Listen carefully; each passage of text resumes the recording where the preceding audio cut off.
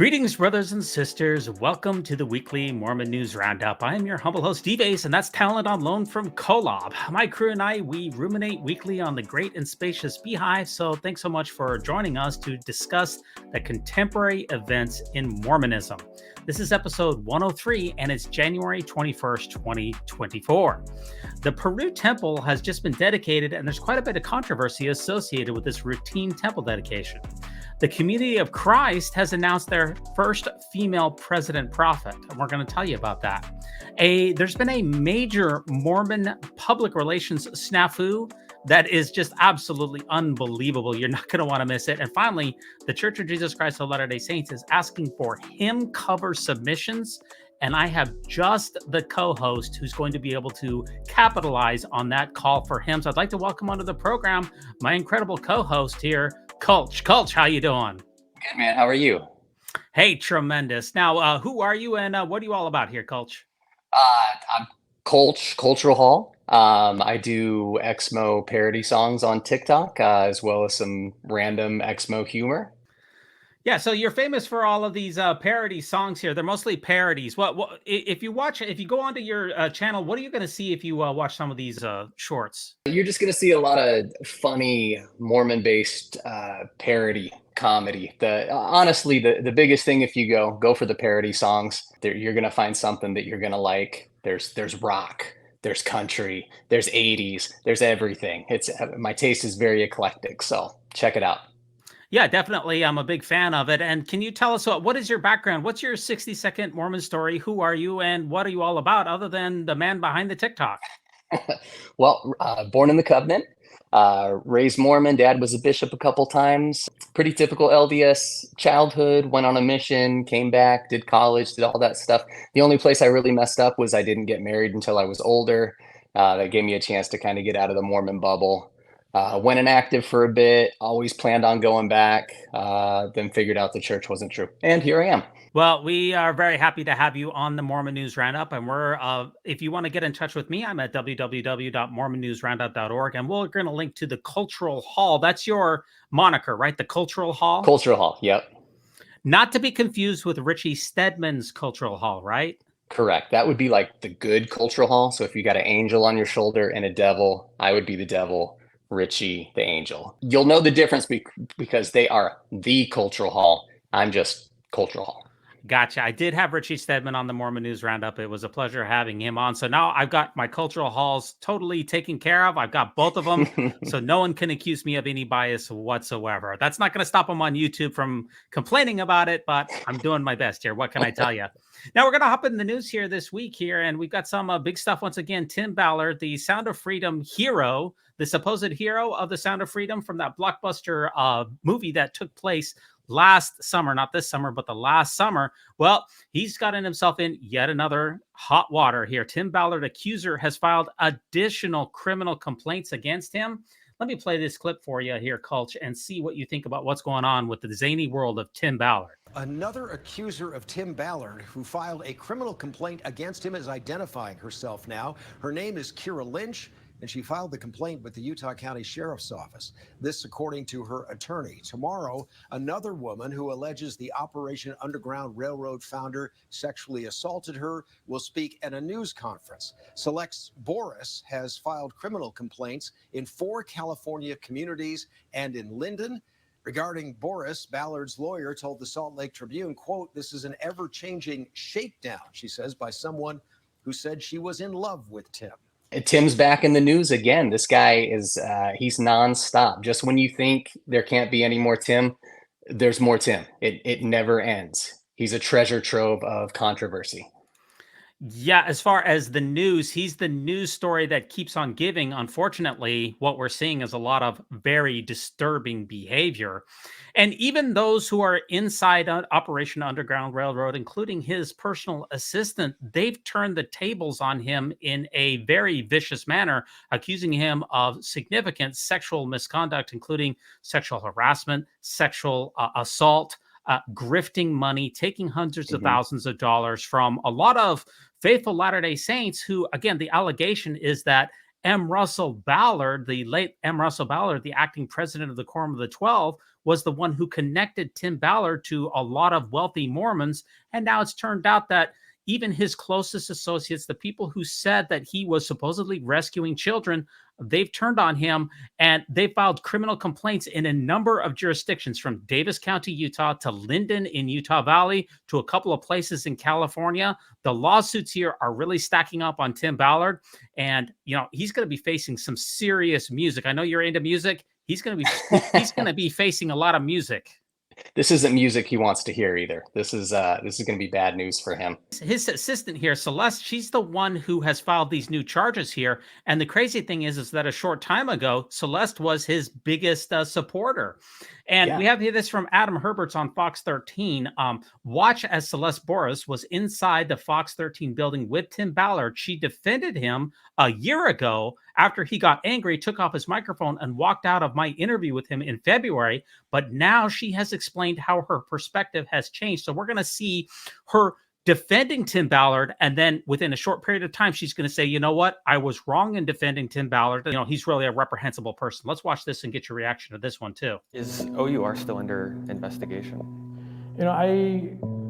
I focus on rescuing kids, and I have a team that would answer those questions.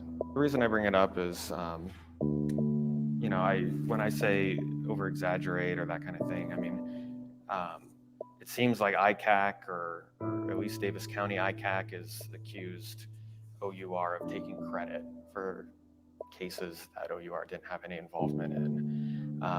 So when you talk about, all the great things going on here in the U.S. Yeah, unbelievable. I'm out of here. You guys started. Well, easy. Let's go. I wasn't surprised at all. Perspective has changed because I know the truth. I know the whole picture.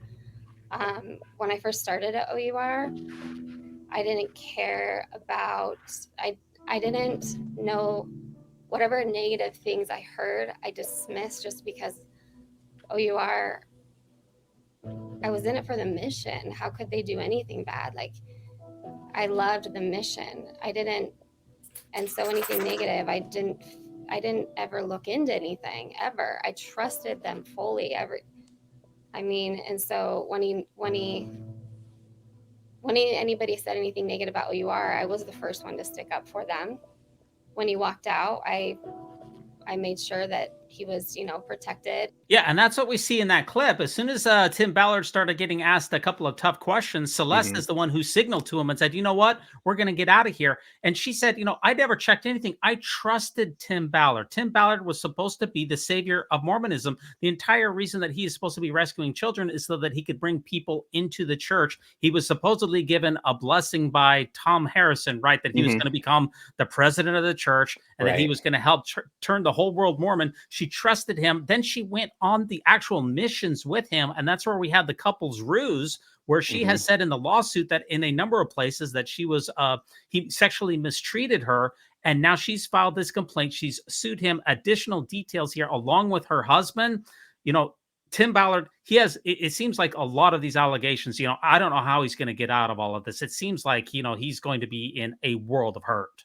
Yeah, he's neck deep in allegations right now. And it's really interesting to see, her in that clip where she's essentially telling him, this is enough, get out. She's basically ride or die for him. She's sticking up for her man.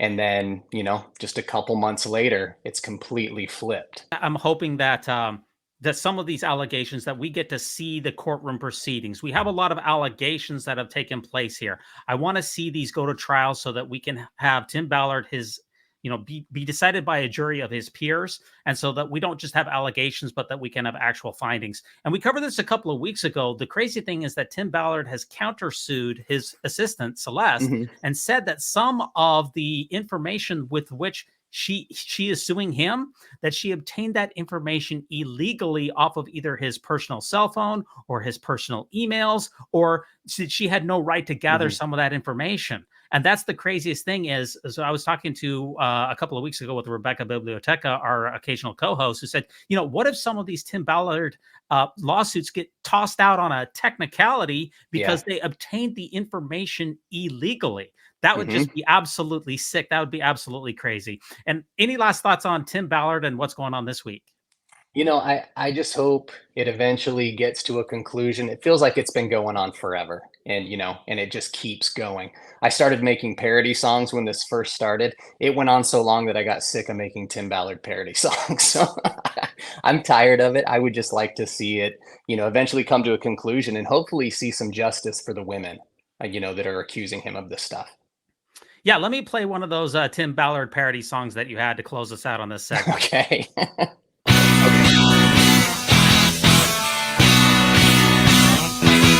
If you wanna make $1 million, then better get Christian. You just pick a cause there's no one that will look suckers in. Trafficking's a problem, Timmy knows what to do. And who cares if you're lying, doesn't have to be true. Fake wise, fake news, tattoos, shaded beards, yeah. Oh boy. Tip your ex called.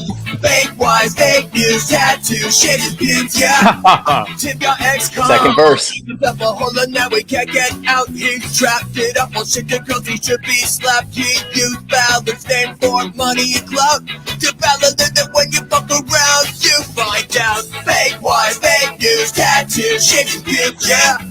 Tim got ex-com. Fake wise, fake news, tattoos, shaded beards, yeah. Tim got ex-com.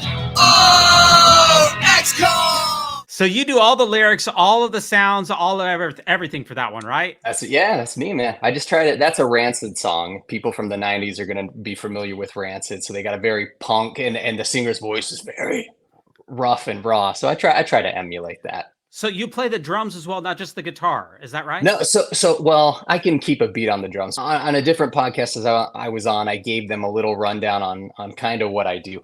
I basically get the track that's already there and then just record the vocals and stuff over it. Oh, okay. So you don't replay the guitar part. No, yeah. On my original stuff, I'll play all the instruments, but yeah, on the parody songs, I just basically it's almost like a karaoke track. Right.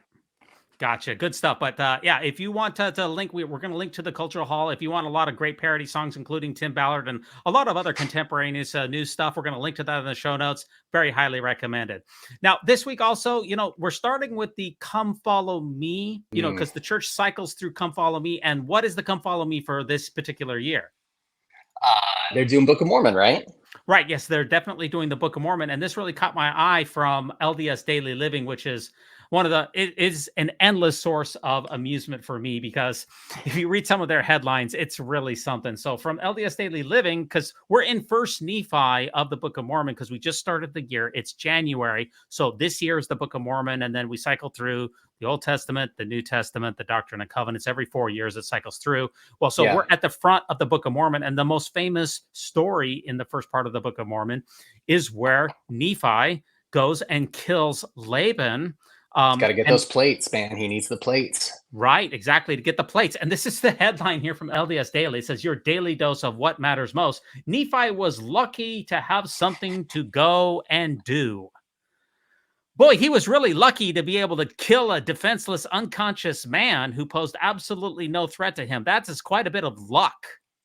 Yeah, from looking at some of the more orthodox members over on Twitter, or X, as they call it these days, there's honestly a lot of them that would feel lucky to go and do what Nephi did.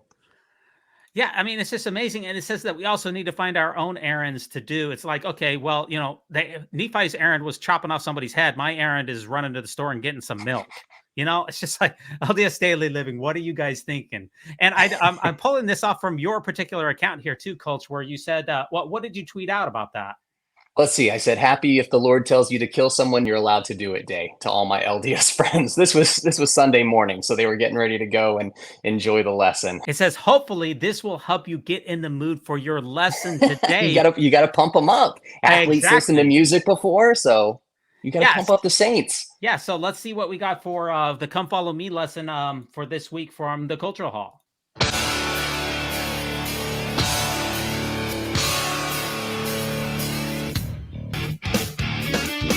Thou must kill Laban.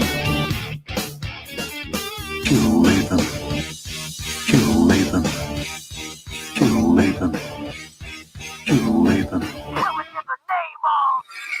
Where did you get that video footage from? Is that from the church's new Book of Mormon series? Yes, it is. It sure is.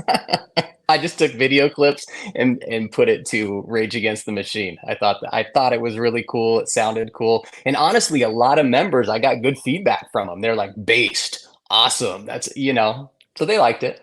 Yeah, you got a couple of other reactions over there as well on your X account here where somebody tweeted this out. It says that Laban used to back the blue, but now he's in hell wearing a back the blue until Nephi beheads you shirt. Nephi did nothing wrong. This is like the lawyers, defending Nephi here. Mm-hmm. Yeah, you think that Nephi would support that thin blue line? Absolutely. Yeah, he's definitely backing the blue all the way. Yeah, absolutely. In today's modern society, killing a defenseless unarmed man, that would be considered either premeditated, I don't know, second or third degree murder. But apparently in the Book of Mormon it's justified. And just a quick aside here, my second son who got his patriarchal blessing about a year and a half ago, we went to the patriarch's home and, they do the interview and we're there with him. Yeah. And he's talking about, he says, before he gave the blessing, he told my son, I see a lot of Nephi in you. And I was like, well, I hope not, because, I don't really want my son to murder people in cold blood based on voices that they hear in their head. And that's the most amazing thing. Some people look as Nephi as this is a great hero because he went and do what the Lord commanded. If a God appeared to me or a supernatural being and told me to kill someone who is defenseless and unarmed, I would say, I'm not going to do that. It doesn't matter if you're a God. If you're a supreme person, that's immoral, that's wrong, and I'm not going to do it. So I don't look at Nephi as somebody that I want to put out on a pedestal. That's the difference, I think, between the Come Follow Me lessons and how I view things. Yeah, I'm with you on that. He's, I remember growing up and, you think Nephi is just this amazing character. You see those Arnold Freiberg pictures of him where he looks like he's on roids and he's super buff and he's shocking his brothers, and you think he's badass. But when you kind of can get the blinders off and really look at it, it's like, that's pretty messed up that he was hearing voices in his head and that told him to kill somebody. And he's like, okay, yeah, I'll do that. Yeah, we got the same thing from the Lafferty brothers. That's how they justified their killing of Brenda Lafferty. You can twist anything. As long as you believe that you're hearing voices, supernatural voices in your head, it can be used to justify absolutely anything. And you also tweeted this out here where you got into an argument here with Jay Elfson. What happened here? Oh, he was arguing with somebody about whether this was killing or murder. He was getting into the semantics of it. And so I just thought, let me throw up an image that'll kind of settle it. And so you got Laban who's sleeping, totally defenseless. And then you've got Nephi saying, I feel threatened, which is the classic police line. Anytime they do something bad, I felt threatened. I had to do it. I'm not a legal expert. I don't know the differences between murder and killing. I mean, there's manslaughter, but manslaughter is generally for like an accident, Accident, yep. Mm-hmm. I didn't mean to do it. Maybe the sword fell out of his hand. I don't know. Maybe that's how he could get off on manslaughter. I guess first degree murder charge, you have to really premeditate it in advance. And it kind of was that Nephi just happened upon Laban. So in my mind, it'd be like a second degree murder charge, maybe? Probably second. Let's go with that. Yeah, and the craziest thing about all of it is the fact that supposedly Nephi needed the plates from Laban in order that an entire nation wouldn't dwindle in unbelief. And if he didn't get it, then we wouldn't have our modern day Book of Mormon because those are the plates that Joseph Smith translated. And the crazy thing is with the rock and the hat, Joseph Smith never used the plates to begin with. If Nephi didn't kill Laban, nothing whatsoever would have changed. It would have been no big deal. But, it's a cool story that people can listen to in church. It's cool. Now, you're not the only one who's on X here. The Mormon News Roundup, we're on X as well. And I came across this one here. It is from BYU Memes here. Hashtag Come Follow Me, submitted by Jacob Nielsen. This is 1 Nephi chapter 4, verse 12. And it came to pass that the Spirit said unto me again, slay him, for the Lord has delivered him into thy hands. And we have Emperor Palpatine, do it. Do it. A couple of other things that caught my eye this week. This is kind of a light week as far as Mormon news is concerned, but I saw this at the Salt Lake Airport here. Oh my God. So it's a Apparently, this is at the Salt Lake Airport, I'm guessing, and it's a Delta sign that says Delta welcomes the Church of Jesus Christ of Latter-day Saints missionary check-in. So let me get this straight. Missionaries get priority on the check-in at the Salt Lake Airport? Apparently so. I thought it was, military, parents traveling with young children, the elderly, the disabled, but throw in Mormon missionaries now. It's amazing who gets priority around here. When I left on from the MTC from Provo all the way up to Salt Lake City. We didn't get Same. priority check-in, No. I guess Not times at have all. changed. Times have changed. It's amazing who gets priority around here. And, it kind of reminds me of that Joe Rogan tweet that he tweeted out a couple of years ago. He tweeted this out when he was at the Utah airport. Different people have different reactions at the Utah airport because there's so many Mormons. But Joe Rogan tweeted this out, I guess it was back in 2013. He says, "I'm in Utah at the airport as young cult members in suits are greeted like heroes as they return from recruiting poor people in third world countries." It's amazing to see the difference in how certain people view Mormon missionaries. Members see them as, hey, you need to be getting priority. And people like Joe Rogan see them as people who are imposing a colonial value on third world countries and asking poor people to pay tithing to a corporation in a cult-like manner. It's just an entirely different perspective in between the two things that we're seeing this week. Oh, completely. And honestly, they can both kind of be right because, to a parent whose child has gone off and spent 2 years, they should receive a warm welcome home, kind of a hero's welcome. But at the same time, Joe Rogan's totally right. These are just kids who are indoctrinated, who've been taught since they were little, I hope they call me on a mission. And then they go, and a lot of them are sent to developing countries. And, you're kind of converting vulnerable, poor people. I did it. I was in the Philippines. Everybody was poor over there. So I can get both sides of it. Grant, I'm not a huge Joe Rogan fan personally, but I agree with him in this case. That's kind of a tough take, though. I mean, it is kind of a tough take. That's kind of brutal. Yeah, it is. It is. And if you've heard him on his show sometimes, because I've found clips where he talks about Mormons, he's not super nice. He's just very blunt in how he thinks about it. He thinks it's a farce, and so I can understand his tweet. Yeah, definitely. Now, this week was Martin Luther King Jr. Day, was last Monday. And I came across an account here from BJ the Lamanite. He has a very popular channel over there. He's awesome, dude. Yeah, he's awesome. Yeah, and he reflected on the LDS Church's teachings on Martin Luther King. And it's kind of surprising what the history of the teachings regarding Martin Luther King were. So it's Martin Luther King Jr. Day, and the church loves to mention how much they support Dr. King's message and are not racist. So let's see what the church had to say about Martin Luther King Jr. back when he was fighting for civil rights. The man who is generally recognized as the leader of the so-called civil rights movement today in America is a man who has lectured at a communist training school, who has solicited funds through communist sources, who hired a communist as a top-level aide, who is often praised in the communist press, and who unquestionably parallels the communist line.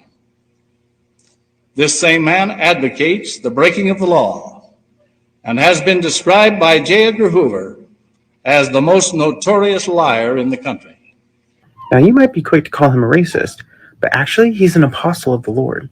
Apostles are under divine mandate to teach truth, even when truth is unpopular. Thus, our commission as apostles is to teach nothing but truth. So that must mean that Ezra Taft Benson was telling the truth. He was sure that Martin Luther King Jr. and the civil rights movement was actually just the communists in disguise. And that is why he endorsed the book The Black Hammer in 1967, and even wrote the book's foreword. But trust me, he's not racist. He was just against communism.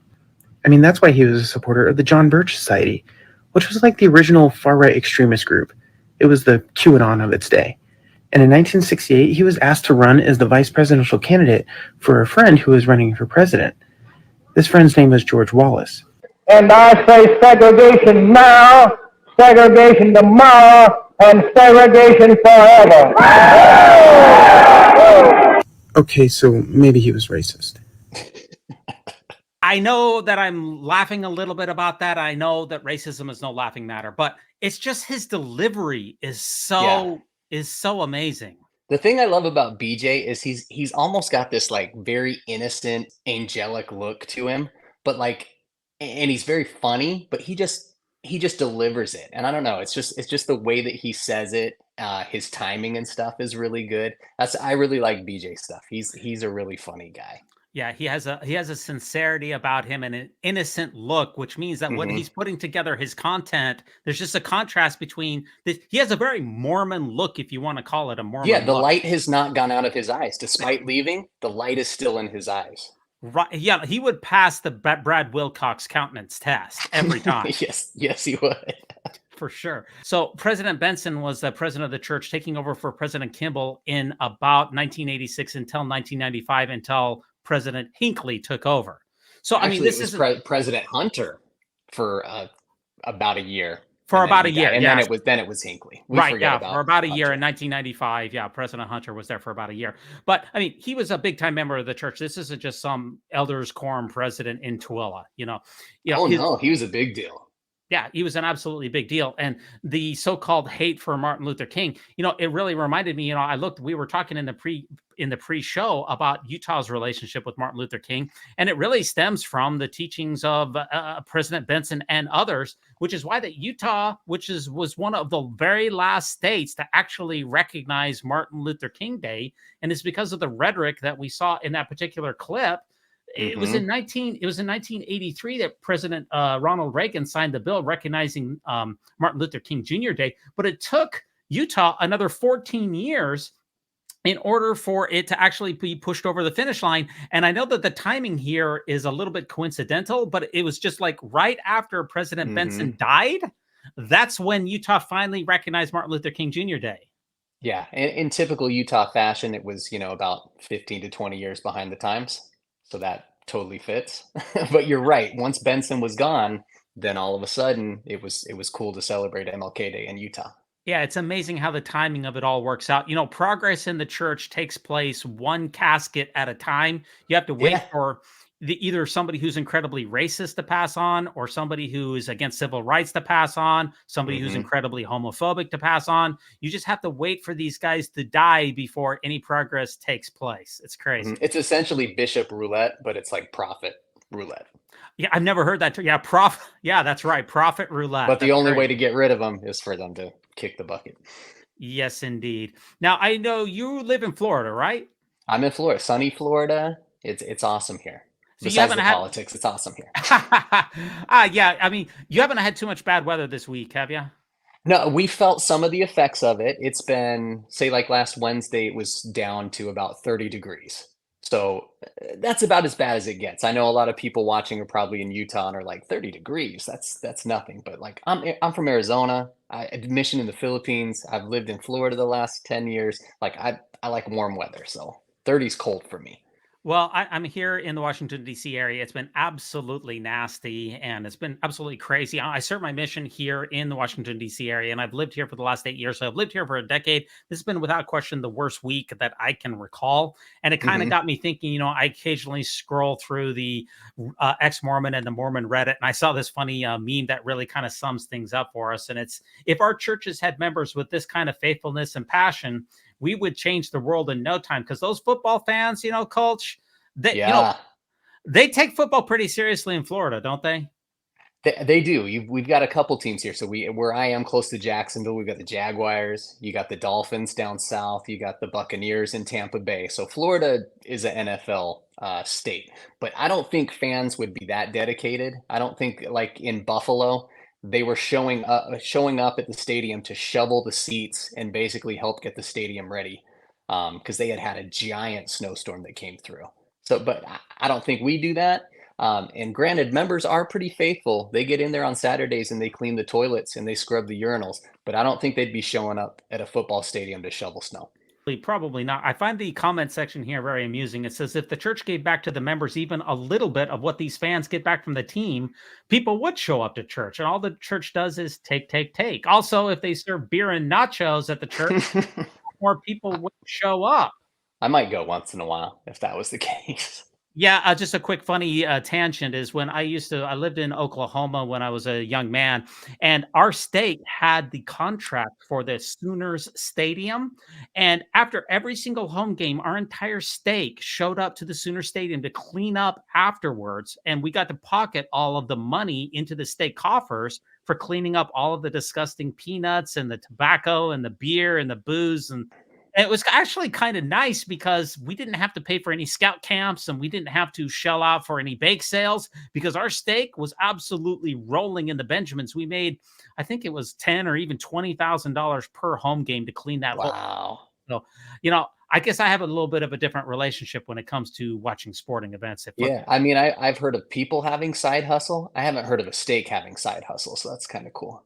Yeah, the craziest thing about all of that is that, even we were doing that back in 1993. The church, even back then, had enough money that we still didn't need to do any of that. The church could have just written a check for all of that. We didn't need to do it at all, but we didn't know that at the time. We thought that we were serving the Lord by cleaning up booze cans and tobacco spittle off the stadium.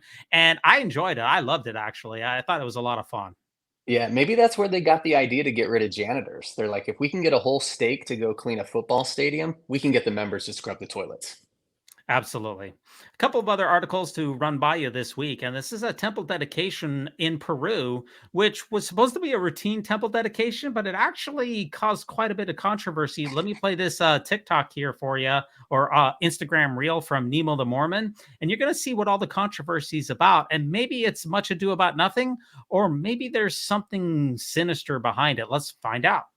This is true of the Church News article announcing the dedication of the Lima, Peru, Los Olivos temple. Looking at it now, you'd think nothing of it. However, that's because the church has changed the lead picture for the article. The Internet Archive has the original picture, and if I'm honest, it creeps me out. This is Deepak Christensen with 8-year-old Jamie Ortega Porras. That hand position is questionable, shall we say. In removing that picture, they have now included a picture of the young girl with her mother in a slightly less questionable position. I don't know if they think it's similar enough for it to pass under the radar. Nemo's got a good point, man. That picture is creepy. And then just considering the history of the church, prophets marrying young girls all the way from Joseph Smith to Brigham Young to Lorenzo Snow, it's not a good look. They got to be mindful of that. Yeah, I mean, if you think about the early church prophets and who they married, Joseph Smith was 37 when he married Helen Mar Kimball. Brigham Young was 42 when he married Clarissa Decker, who was 15. Lorenzo Snow was 57 when he married Sarah Minnie Jensen, and she was 15. And Wilford Woodruff married Emma Smoot Smith when she was 15. And by the way, most of these were polygamous relationships, which makes it doubly worse. If you have that kind of a history in your background, then you kind of need to take a little bit more care in your public relations in how you portray your relationships with young girls. Absolutely. Couldn't agree more. You got to be mindful of that stuff. Yeah, you definitely do. And I saw this also from another tweet out here from the Church News' official account here on churchnews.com. They tweeted this out on Facebook and they said, "This is a gorgeous temple in Peru. I love its look with the surrounding temple." And the number one comment on this, Colt, I think you're going to get a kick out of this. "This is going to be great for recruiting more tithe payers in the developing city of Lima, Peru." Whoever wrote that, you think they're being serious, or is that sarcasm? Because it could go either way, depending on who wrote it. I'm not sure if they're being sarcastic. I don't know, but I think that it's actually true. Well, I think that's why they build them. It's kind of like Field of Dreams. If you build it, they will come. So who doesn't want two temples in one city? I mean, let's get a second one in Snowflake, Arizona, if we're doing two. Hey, let's get a third one in Provo, Utah. Why stop at two? That's what we need to do. We need to go 3. Let's up it. Yeah, a couple other reactions that, this article actually went really viral here. And this is from our good friends over at the Mormonish podcast here.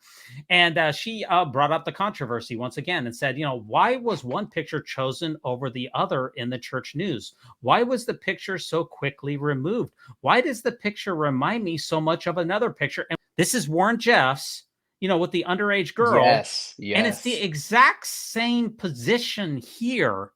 Mm-hmm. And that's what's causing people to say, you know what? Didn't we just hire a new public relations guy at the church? Sharinian? What was I his know they name? need Aaron Sharinian on this stuff, man. They need to get him going. He's been dealing with too much of the backlash for his hire to focus on this stuff. He's been too busy trying to delete all of his old social media posts. I heard that's happening. I guess that's what happens when you work for the church, man. And we also got Patrick Karen. He's supposed to be in public relations too. It's Mhm. not working, gentlemen. It's not working. That's why I was joking with you in our pre-call. I said, you know what? If the church would just send me all of the things that are going to go onto Instagram or Facebook, or if they just send them to me first, I'll find where the weird pictures are, and I'll put a little asterisk in there and say, hey, you may want to think twice about this picture. Just have somebody preview. Yeah. Is nobody doing quality control in the public relations at the church? You know how the government will hire like ex-hackers who have been to jail and stuff to come work for the government? They need to hire us to look at this stuff because we will see things that they don't even think of. Yeah, well, they saw it afterwards. As soon as the backlash came, they removed it and changed the forward-facing picture so they can react, but they can't. But like you said, that's being reactive instead of proactive. Whatever happened to seeing around corners? That's not. I think COVID kind of showed us that doesn't always happen. No, it definitely doesn't. A couple of other articles here to keep things rolling along here, and it's that 2 men have been charged in Utah County in a connection to a string of LDS church burglaries. This is very unfortunate here, very sad here. 10 counts. So these 2 individuals here, Lee Pierce Baker and Daxton Lane Rushworth, they're 18 and 20 years old. They were charged with 10 counts of burglary because they did break-ins in a string of church break-ins in Eagle Mountain. They were charged with 4 counts of theft. This is absolutely crazy because they stole an estimated $18,000 from these LDS congregations through this, including, and this is a little bit of a surprise to me, they stole the tithing safes. So the safes are they're small, and they actually took the safes with them, and then they cracked them when they got home, and it included like $18,000 worth of tithing donations in there because they hadn't been taken to the bank yet. That's why you don't want a small safe. If someone can pick it up and just take it. And this really gets me thinking, the church has almost no security at its local levels. From my knowledge, they don't have motion detectors. They don't have cameras. They don't really have security that, even regional security that might drive by a chapel throughout the night. You could have one security guard or a couple of them for the Utah County who would just circle a couple of, just drive by these particular chapels, make sure that everything's on the up and up. The church has almost no security whatsoever in these particular environments, and the burglaries, they just seem to happen time and time again, and the church doesn't do anything to change its course of action. Yeah, Divas, they don't even have a Ring doorbell, everyone has a Ring doorbell. So they've got zero security on these places. And like you said, there's clearly valuable things inside. I know a lot of people think the only valuable thing inside the church is the gospel. And that's why we're getting people to come. But they got tithing money. They've got fast offerings. They've got all kinds of stuff in there. Right. We're always told that the widow's mite is the most sacred stewardship in the church. And what has the church done to safeguard at the chapel level, at the stake level, at the ward level, at the congregation level, your tithing donations before they are shipped off to the bank? And the answer is absolutely nothing. Nada. Zip, zero, zilch. And in fact, how many people in these particular congregations have access to the keys to the building? Like you have everybody, the Relief Society president, the bishop has one, the elders quorum president has, everybody's got a key to it. And the other people who don't have a key, so half the time there is a combination to the door as well, right? Yeah, when I was a kid, we used to borrow the key from my dad. If we wanted to go play basketball, we just took the key and we went down to the church and opened it up. Yeah. So, I mean, how about safeguarding these chapels and preventing the normal loss that would happen? There's so many sensors that you can put in that would have stopped a lot of this from taking place. Ring cameras that are set on an alert. If there's a motion sensor that happens in between midnight and 5:00 a.m., somebody at church security at church headquarters gets a notification. They look at the Ring cameras, or somebody in the stake, that's their calling. I don't know. We can stop all of this from taking place very, very easily, very, very cheaply, and make sure that people's donations aren't being squandered away by thieves. Yeah, I can understand back in the day to have, security cameras. It cost a lot of money to have that. But these days, technology, the way it's come, it's cheap. It's effective. It's easy. They could easily do it. They could. They have the money for it. I don't know why they don't. Absolutely. A couple of other big news articles this week also is the Community of Christ has named a new president here, formerly the RLDS Church, announced a new president prophet. At the 2025 World Conference of the Community of Christ, they're going to approve Stacey Cram's calling before she can succeed Stephen Veazey as the church's ninth president. That's with common consent, but I mean, everything that I'm hearing, it's most likely going to happen here. And I do have a quick TikTok here that goes over the background of this. And this is from our good friend over there at Gospel Tangents, Rick Bennett. So hopefully we don't get a copyright strike on this, because he is he's want to do that, but it's only a 60-second clip. We'll see if Rick comes after Rick. us. Let us use it. Hey, everybody. Just wanted to make a quick major announcement. Just got an email today that the Community of Christ has announced a new prophet president designee. It's going to be Stacey Cram. She's previously served in the first presidency with President Stephen Veazey. For those of you who aren't familiar with the Community of Christ, last April, President Veazey announced in General Conference, or World Conference is what they call it, that he was retiring, and that he wanted to give a year of discernment. So he's planning on retiring. Well, he was announcing that he was going to retire in a year. About a month or two after the conference, he had a major medical episode. They're kind of hush-hush on what it was, but it sounds like it was really, really serious. So it sounds like they've accelerated the timeline just a little bit. And so Stacey Cram, who previously had served in the first presidency, will be serving. So congratulations, Stacey. He looks really good there, doesn't he, Coach? Yeah, he looks great. Well, you look great. I did have Rick Bennett on the Mormon News Roundup. I did have him as a co-host about a year ago. So that was a fun episode. But yeah, we've got a new president prophet over there at the Community of Christ, or a designee, I guess. It hasn't, they take common consent a lot more seriously over there. Yeah, they don't just go ahead and ordain them without talking to the members first. Exactly. So when President Monson died, President Monson died, I believe, in December of 2018, I think that it was. And then President Nelson was set apart in February before General Conference. So, I mean, that's a big difference in between these two branches of the restoration here. And the Salt Lake Tribune had kind of a clickbait title article on this. I'm not sure. What do you think about this title here? Salt Lake Tribune, for the first time, a woman will lead this church founded by Joseph Smith. Is that? It's a little misleading because, Joseph Smith didn't found this church. Well, Joseph Smith Jr. didn't found that church, but Joseph Smith III did. Now, wait a minute. Are you saying that for sure that Joseph Smith's successor is Brigham Young and that it wasn't Joseph Smith III? Because a Community of Christ member would say that it's the Brighamite branch that wasn't founded by Joseph Smith, right? They would say that. Yes, that is true, Divas. They would say that. Yeah, so, but we can, for sure, it was founded by Joseph Smith. Whether you want to say Joseph Smith Jr. or Joseph Smith III, we can say with confidence that it definitely was founded by Joseph Smith. Joseph Smith. We won't say for sure which one, but it definitely was founded by one of them for sure. They said that the prophet, the Beezy guy, was going to retire. I was like, wow, that's pretty cool. Could you imagine if Russell Nelson would retire? Like that would be a big deal. It's never happened in the Brighamite sect. No, I mean, well, we instituted the emeritus status for the 70s back in I believe that was like the late 70s, early 80s. I want to say that it was. So we do have an emeritus status for the 70s, but we don't have an emeritus status for apostles or anyone from the first presidency. And I want to say it was President McMurrin, I believe, that was the first one who was an emeritus prophet over at the Community of Christ. I'll have to check my notes on that. But since then, yeah, we've had a couple of them who have done the emeritus status thing, which is a far healthier way of running any organization rather than the last man standing doctrine, which is what basically Brigham Young set up to try to make sure that Orson Hyde wasn't the next president of the church. Right. Now, regarding, people keep asking this question about, is the Church of Jesus Christ of Latter-day Saints, is it ever going to empower women? Is there ever going to be a president of the Church of Jesus Christ of Latter-day Saints that's a woman?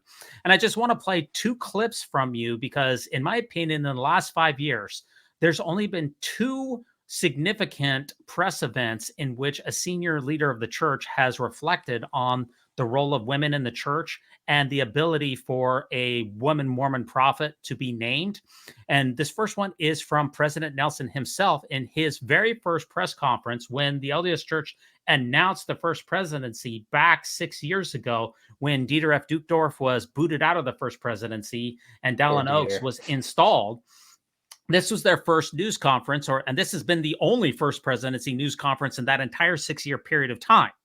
Okay, but the reason I want to play this for you, Cults, is that we're going to hear, in my opinion, President Nelson take a look at the role of women in the church. And I believe that this is the only significant time that he has done so in 6 years. And here he's asked the question by the venerable Peggy Fletcher Stack from the Salt Lake Tribune. Let me play this clip about the role of women in the church and get your reaction to it. All right. So under President Monson, we saw some real advances towards gender equity, the lowering of the missionary age, especially for sisters, and also adding women to some of the executive committees. But the church leadership is still white, male, American. What will you do in your presidency to bring women, people of color, and international members into decision-making for the church? That's a good question, Peggy. I hope I can be forgiven if I say I have a special place in my heart for you. I know your mother. I know your father. I know all 4 of your grandparents. And I know your family, your missionary children who've distinguished themselves with wonderful service. So Peggy is special to me. Now, what was your question? Yeah, I remember. It was, we are white and we are American. And, but look at our quorums of the 70 and look at our leaders locally. Wherever we go, the leadership of the church is from the local communities. And those are the real leaders. The 12 and the 70 are not a representative assembly of any kind. That means we don't have representatives. How would you govern a church with a representative from all of the 188 countries? So somebody's going to be left out, but it doesn't matter because the Lord's in charge. And we'll live to see the day when there will be other flavors in the mix. But we respond because we've been called by the Lord. Not one of us asked to be here. I'll have to tell you about when I was called to the 12th, nearly 34 years ago. I was on the board of directors of a commercial concern, and one of them was a rather worldly person, not of our faith. And when I was called to the 12, he says, I don't understand your church. They live on the tithing of the people, and then they take one of their best tithe payers out of production. So we don't think the way man thinks. God's ways are not man's ways. I think it's also valuable to remember something that I have found useful to cite when I talk to youth. I remind them that it's dangerous to label themselves as particular nationality, geographic origin, ethnic circumstance, or whatever it may be. Because the most important thing about us is that we are all children of God. If we keep that in mind, we are better suited to relate to one another and to avoid a kind of quota system, as if God applied his blessings and extended his goodness and his love on the basis of quotas that I think he does not recognize, so we shouldn't. But what about women? I love them. I have a special place in my heart about the women. I'm the father of 9 beautiful daughters. And I often wondered, how am I so lucky as to get girls? Where are all the missionary boys? Well, we finally did get one, and the poor boy didn't even know who his real mother was for the first couple of years. But now, with a little more seasoning and maturing and time passing by, I understand, because they had a superb mother, those girls. And now those girls are mothers of their own flock, teaching the things that my wife taught them. And now, all my girls are now grandmothers. They have strong children, strong in faith, strong in capacity.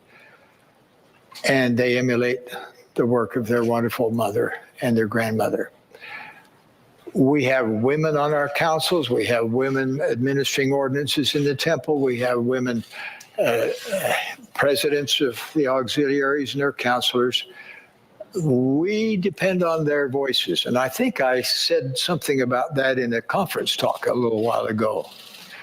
A plea to my sisters to take their place. We need their voices, we need their input, and we love their participation with us. I know that was kind of a long answer there, Coach, but what's your thoughts there? That's the only take from 6 years of his thoughts directly about women and the role in the church and leadership. Well, one, I got to say, it was a pleasure to see Rusty's powerful pointing finger. If you've ever seen Sister Razban's story, yes, a very powerful finger. I saw that finger come out. He didn't say much. It was basically this, my daughters are doing what their mother taught them. They're doing what their grandmother taught them. They're wives. They're homemakers. And then the whole, we want their voice. We value their voice. I think that's good for him to say, but do they really? Because if you remember that talk by Elder Ballard, where he's like, you can talk, just don't talk too much. I think Elder Ballard, that's the way the church thinks about women in the church. We like your voice, but don't make it too loud. Don't talk too much. Just right. Kind of like Goldilocks. Just give us the right amount and everything's good. I actually didn't review that before I just watched it, so I'm kind of giving a fresh reaction. I kind of forgot exactly what he said. I know it was kind of a long clip. First of all, he forgot the question in the middle of it, right? Mm-hmm. The question was, what are we supposed to do about marginalized people, including women? And he literally said, I forgot the questions. Doesn't sound like he really wanted to deal with it. Number two, in the first half, he didn't even mention women at all, which is why Peggy Fletcher Stack literally yelled out, What about women? Yeah, she's like, that's the most important part of my question. He didn't even, first, he forgot the question. Second of all, he didn't even mention women, and the entire question was about women. I mean, he also said, quote, it doesn't matter. Do you remember? He said that in the middle. Well, it doesn't matter. He made sure to tie it all into tithing somehow by telling his own story about the importance of tithing. What that has to do with women, I have absolutely no idea. He also talked about his own ordination. I'm sorry, what does that have to do with women either? It's not about you. We're talking about women, not about your ordination and your own personal story. And he said, well, just be sure not to label yourself. I don't know. People label themselves as women who are women. That's a label. That's a label that they give to themselves. And finally, I know this is kind of a rant. He said that all of his daughters are now mothers. And boy, they fulfilled their divine role. Yeah, they're grandmothers. They're mothers. That what more do they need? So for me, the answer is I literally forgot the question. I don't really care about the question. And all of my daughters are now grandmothers and mothers. They're doing what they're supposed to do. Maybe someday we'll see what he called a flavor in the future about something that could happen, but don't hold your breath. Even that, I don't think was in regards to women. That was about diversity in the leadership. Right. Yeah. So people who are looking for the Church of Jesus Christ of Latter-day Saints to follow the community of Christ and naming a female, I think that you're going to be hard pressed to wait President Nelson out. But it's not just about President Nelson here. We need to really go through Elder Bednar, because Elder Bednar is really next up. All of the people who are ahead of Elder Bednar are in their late 90s. We have Uchtdorf, we have President Oaks, we have President Nelson, we have I think I'm not sure about President Eyring because he came from the presiding bishopric, but anyway, he's going to be a generational prophet. If we want to determine what the role of women are going to be, we need to first look at President Nelson, not good. And now we need to look at Elder Bednar. And back last year at the National Press Club briefing, Elder Bednar took a direct question about the role of women in the church. And again, his answer is very, very instructive. You mentioned that women lead within the church in many ways. Will there ever be a female president of the Church of Latter-day Saints? Can a woman be a prophet in the lineage of Joseph Smith? Great question. We follow the pattern of the ancient church. We believe that a man must be called of God by prophecy and by the laying on of hands, by those who are in authority to preach the gospel and administer in the ordinances thereof. The pattern anciently was that the apostles were men. That's the pattern. Okay. Okay, so we're following a pattern here. That men are ordained. Yep, he made sure to say that. Right. Now, it's very important here that he didn't say, well, we've got this revealed from on high. He just said, well, we read this in a Bible, 2,000-year-old book, and we haven't bothered to apparently go back to the divine source to confirm if that's correct. We read it a long time ago in the Book of Mormon that it's all men. We read it in the Bible that it's all men. And we don't bother to ask any questions or do any follow-up or do anything else. We read this in this 2,000-year-old book, and that's good enough for us. It's not like we're not praying about this. We haven't gone back to the divine source to find out if what we're doing is true. We just are following a pattern, even though in the New Testament, by the way, there are a bunch of disciples that are named that are female disciples in the New Testament. But again, what we're seeing from both of these responses is there is no place for women in leadership in the Church of Jesus Christ of Latter-day Saints, either under President Nelson or under Elder Bednar. They're not praying about it. They're not thinking about it. They're not sweating over it. Literally, President Nelson says it doesn't matter. Okay, so don't expect the Brighamite branch to follow the community of Christ in any way, shape, or form. No, not anytime soon. It's going to be decades before that has the potential to even happen in the church. All right, so up here, Divas, you've got something that just came out hot off the press. This is from the church website. It's an article that says, that moment in the barn is one she'll never forget. Ooh. So just think about that. What do we think this is talking about? Because I think we all have an idea in our head. Let's scroll down and see. I'm seeing plates. Are you seeing plates? Yeah, I'm definitely seeing plates here. Now, I'm told that this is a story here about Mary Whitmer, about how she allegedly saw the prophet Moroni in the barn, and then she was eventually allowed to glimpse the Book of Mormon as one of the unofficial witnesses of the Book of Mormon, right? Right. Yes, that is a story. But that doesn't seem very controversial. Why would this be in the news? I think there's a different barn story in the history of the church. Yeah, there is a different history. Let me play this for you, because when a lot of people think of a barn story in the history of the church, there's something significantly different than the Mary Whitmer story that most of us are thinking about. In 1833, the then 27-year-old Joseph Smith would engage in an illegal sexual relationship with 16-year-old Fanny Alger, who was a live-in maid at the Smiths' household. In 1836, Joseph's celestial relation with Fanny was discovered by Emma, and she was not too happy, as recounted by William McLellan. I told Emma I heard that one night she missed Joseph and Fanny Alger, so she went to the barn and saw him and Fanny in the barn together alone. She looked through a crack and saw the transaction. She told me this story too was verily true. Whether it was simply an affair or his first polygamous marriage, this relationship, that Oliver Cowdery termed as dirty, nasty, and filthy, took place 10 years before Joseph first mentioned the revelation on plural marriage from God, and at least a year before the sealing power was restored to Joseph. This caused major friction between Oliver and Joseph, and in 1838, as assistant president of the church, Oliver resigned and was excommunicated on charges of denying the faith. This is after having helped translate the Book of Mormon and received the priesthood keys directly from the hands of John the Baptist, Peter, James, and John. Back to the drama though, Emma ended up kicking Fanny out of the house, and Fanny left the church and married a non-member. Good call on that one. To make it up to her, Joseph was sealed to 20 other women and children before finally getting around to sealing himself to Emma in May 1843. In fact, while Emma was working to root out polygamous relationships in Relief Society, many of her closest friends were secretly married to her husband. This guy really knows how to spark up the romance. So when most people think of the moment in the barn is one that she'll never forget, everybody here, we're all going to the Fanny Alger story. Yes. But they're going to the Mary Whitmer story. Wrong story. That's wrong story. So wrong.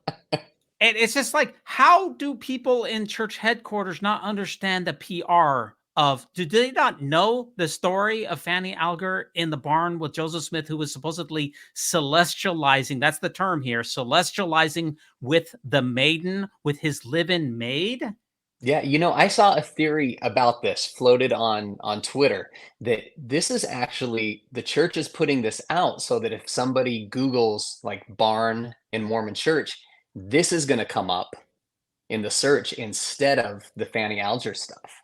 Very interesting stuff. Now, the church, by the way, just they rededicated the Kirtland house, and they refashioned it. I don't know, they rebuilt it or reconstructed the Kirtland house about 6 months ago. But my understanding is they did not reconstitute the barn on the same house. Okay, for a good reason. That'd be great. Because if I go back to Kirtland and that house, the barn had been reconstituted, I'm taking a picture in the barn for sure. Yeah, I want to go see the barn. Definitely. But they didn't rebuild the barn. They only rebuilt the house, which was an extreme bummer. You know what I mean? Mm-hmm. Maybe they should let ex-Mormons dedicate the barn. Yeah, I think that'd be great. Active Mormons dedicated the house. Let the ex-Mormons dedicate the barn. Mm-hmm. Yeah, for sure. And you tweeted this out as well to kind of capitalize on this cult. So what are we seeing here? So I basically tried to redo this headline and make it more accurate. So I took out the picture of the plates and I put a depiction of what really happened in the barn. The real barn story that everyone knows and loves. Yeah, a lot of people, they kind of thought that you wrote that, including Brother Mike. Yeah, he did. You use so many parodies, and your parodies are so accurate that some people can't tell the difference between a fake headline and a real church headline. Yeah, I dabble in taking church news headlines and just putting in my own stuff. So a lot of people thought this was a joke. Well, I mean, it is a joke. I mean, it's just crazy that the church lets these kind of things slide through. But maybe you're right. Maybe they're trying to reclaim the narrative on, the dominant narrative cannot be sustained. So let's change the narrative. So in case anyone Googles Joseph Smith in the barn, then they're going to come up with this innocuous article instead of the scandalous Fanny Alger affair. I thought that was an interesting theory, church playing chess, if that's the case. Good, very well could be. Now, I can tell you one thing for sure, Culture. If I had a time-traveling DeLorean, that is exactly where I go first, for sure, is to Fanny Alger in the barn. I didn't figure you for a voyeur, but, that's a cool place to go. Well, what can I tell? What can I tell you? Don't look at my search history on my computer. We'll just put it that way. They should have run this story, though, past Aaron Sharinian. Does he not QC this stuff or what? I think he would have seen it. I'm guessing this got past his desk. Yeah, we were talking about this in the pre-show, though, Coach. You said that you'd go to the first vision, to the sacred grove first, if you had. I'd want to see if God and Jesus really appeared in that grove. But that's the problem here, Culture, is that we don't even have the month, we don't have the day, we don't have the time, and we might not even have the year for the first vision. You're going to have to hang out in that grove for a very long time, for potentially for years, and you still might not see anything. I mean, it's we got to do what we got to do, Davis. Yeah, I like camping. In my opinion, it'd be a waste of a trip for that first vision. I mean, but in my opinion, the second place that I might head in my time-traveling DeLorean is to the Hill Cumorah on September 22nd, 1823, which is where Joseph Smith got the plates from the Angel Moroni. We know that happened in the middle of the night, so we can travel there and check out the situation where he ran back with the golden plates, fought off the three guys. We know the time of that one, so I just want to conserve. What did the DeLorean run on again? It run on plutonium. I want to conserve my plutonium. Okay, smart. Yeah, definitely. Now, our last article here before we get to the poll of the week here is some MLM stuff, multi-level marketing in Utah culture and how it links to the LDS Church. With more MLM businesses, or also known as direct selling companies per capita than any other state, Utah is the global hub for the sometimes controversial business model. There sure is a lot of MLMs in Utah, isn't there? There's tons. I mean, you can't walk a mile without tripping over a MLM in Utah. Yeah, I mean, that's the most amazing thing here is that the Federal Trade Commission has really kind of taken a careful look at a lot of these MLMs because they can be very harmful. These pyramid schemes are kind of quasi Ponzi schemes where Mm-hmm. in to get to the top, and it turns out that only a few people actually make money. And Yeah. there's a direct selling association, which is basically based out of Utah, and there's 90 companies that A run lot. these MLMs in Utah. It's just crazy how many MLMs there are in Utah. What is the connection between MLMs and the Church of Jesus Christ of Latter-day Saints? I mean, it seems that there's definitely an affinity for them. And I'm guessing it's a lot of housewives that are taking part in these MLMs rather than men. And it's probably because they're looking for something to do. They're looking for a side hustle, a way to contribute, a way to be productive to their home. And it gives them a chance to do that without having to have a full-time job outside of the house. That leads us right into our Mormon News Roundup poll of the week. I was thinking if I was going to form an MLM, what would I want to form it on? And that kind of got me thinking, maybe I could form my own MLM. And this is the Mormon News Roundup poll of the week. We release new episodes of the Mormon News Roundup every Sunday night at 9:30 p.m. Eastern Standard Time on YouTube. And we also release episodes of the Mormon movie reviews on Monday nights at 9:30 p.m. Eastern Standard Time. If you come on over to YouTube at that time, you can interact with your humble host in the chat. And what is the Mormon News Roundup poll of the week this time, Coach? It is top 10 MLM inspired Mormon church affiliated company names. That's a mouthful, but that's it. Yeah, it definitely is. Yes, and this is the poll for January 21st, 2024. If you could be the first person to take our poll, I would appreciate it, Coach. And what's your option number one? Option number one is Helaman's Hustle, LLC. That has a nice ring to it. It's the old meme there. Who's the man? Helaman? Get it? The man? Yeah, okay. I like the name Helaman's Hustle, though. That's catchy. Yeah, it's nice. Yeah, for sure. Or how about number two? The Sacred Shakedown Corporation. As Sacred, well, not secret. Yeah, it's definitely sacred. There's a big difference between being sacred and secret. And Coach, what's the difference again? I sometimes forget. To me, it's kind of the same. But It's kind of like the difference between being secret and confidential with the SEC. There's not much of a difference between the two. Or how about number three? Godly Grift Inc. Yeah, when you realize you've been scammed, so many of these MLMs are really fodder for scam. You got to really be careful when you're trying to invest in these things. Or how about number four? Exalted Extortion Partnership. Right. Exaltation? Ha! I'd rather be Uchtdorf's ministering angel. If I get to choose between being exalted cult and just being his ministering servant for eternity, I might be tempted to go with the latter. I might do that too. I'll join you. I don't know how many he needs. I'm not sure. I'm not too sure about that. Or how about number five? Celestial Con Exchange. Yeah, welcome to Celestial Glory. I was going to assign you ladies to Ron, but I think I'll just keep you for myself. Good move, Jesus. Good move. Yeah, can't argue with that one. Or how about number six? Rameumptom Ripoff Reserves. Now, this is, I'm kind of besmirching the Rameumptom ruminations. They're not an MLM. That's just the only clip art I could get that had the word Rameumptom in it. So I did have Scott from Rameumptom Ruminations on the Mormon News Roundup, but I do think it is a catchy name. But I just want to make sure Rameumptom Ruminations has nothing to do with MLM. It's just the only clip art I could find. Or how about number seven? Clone Company Consortium. We know the church loves those clone companies. Mm-hmm. Definitely. Yeah, definitely. That's why I got Jesus here cloned, a clone picture with the SEC watching carefully over him for those clone company managers. Or how about number eight? Sacred Not Secret Subsidiaries. Yeah, you like Jasmine's TikTok channel there over at Scripture Plus there, Coach? She gives me some fodder. She gives me some material. So I do like Jasmine. Jasmine is a gem. We'll just put it that way. I hear she's a very nice person. Very nice. Absolutely. Absolutely. Number nine. Deseret Dodgers. You got to be careful, though, Coach. We covered this last week with the Deseret. If you use the word Deseret in your company name, the church might sue your pants off.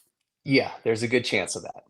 Yeah, because the church actually owns the copyright for Deseret and the word Mormon, as well as a bunch of other copyrights. So you're going to have to be kind of careful about that one. Or finally, number 10. The Gadianton Gaslighters. Yeah, are you a Gadianton robber? Because you just stole my heart. That's inspiring.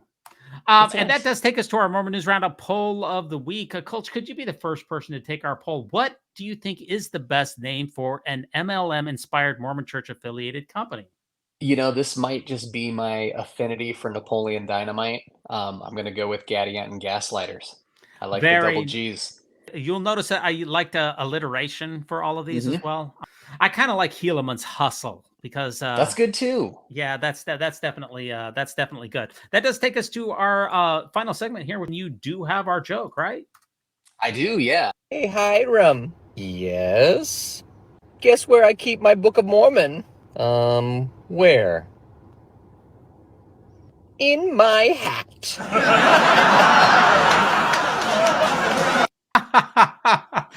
A short but sweet. That could be the short Mormon joke of the week that we've ever had on this program.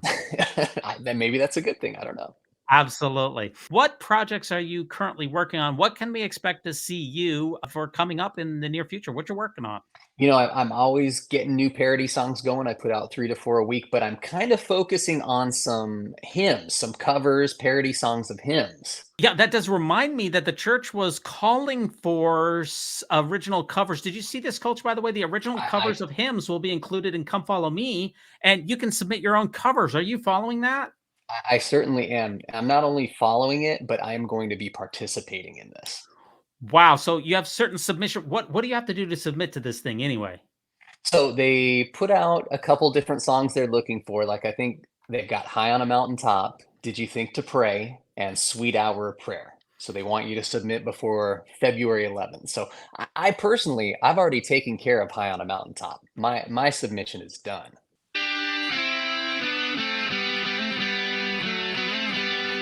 I got a pile of cash, it's an elderly man, and every time he talks, his voice we cannot stand. And anxiety are where his riches lie. He can't get rid of Mormon even though he tried. Now, I played this for my son, and it's kind of funny because he didn't know that President Nelson has such a war on the word Mormon, and he didn't really get the joke. That's the thing about some of your parodies is you kind of got to be in on the know, right? Yeah, you do. I sometimes it's very clear and everyone can get it. Other times my humor it's subtle. Yeah, it's kind of like Weird Alma and you kind of have to be insiders to get all of the jokes. You can still appreciate it, but to get the full appreciation, you kind of have to be an insider. Mm-hmm. I want to thank you so much for coming on the Mormon News Roundup. If you want to get in touch with me, I'm at www.mormonnewsroundup.org, or you can send me an email to kolob@mormonnewsroundup.org. I'd like to also thank our Patreons for supporting this podcast, and that includes Anthony M., Wendy, Brent B., Colette L., Michael L., Eric, and Sophronia. If you listeners out there, viewers out there, want to support this podcast, come on over to Patreon. We have a lot of interesting content for you out there. And that does remind me that our new episode of the Mormon Movie Reviews will premiere tomorrow night. Our next episode here, Colch, is Summer of Decision, released in 1962. This is literally one of my all-time favorite LDS movies. This young couple here, they get married, but they don't do it in the temple. And that leads to some insane complications, including potential death, zombies, and all kinds of craziness, because these two lovebirds, they decided to do a non-temple marriage, and it's a lesson to the rest of us to beware of getting married anywhere except for in the temple. In fact, these two head to Las Vegas, which in this particular era, City. Yes, in this particular era of Mormon films, they love to send people to Las Vegas because that is the Sin City's capital. So we're going to be watching this film in real time while I provide some insightful and occasionally irreverent commentary. I want to give a shout out to Weird Alma for this episode's music. And thanks so much for ruminating with me on the Great and Spacious Beehive Culture. And remember, no unhallowed hand can stop this podcast from progressing.